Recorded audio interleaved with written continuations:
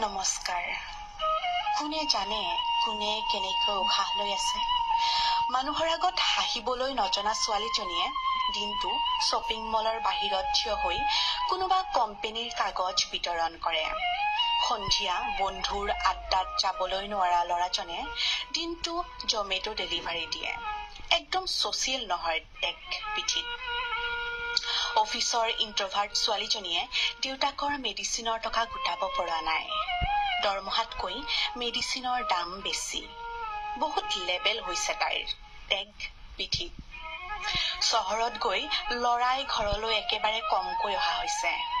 মেইলৰ ড্ৰাফটত কেইবাখনো live application দিয়া নহল চাকৰি হেৰুৱাৰ ভয়ত। স্বাৰ্থপৰৰ টেগ পিঠিত।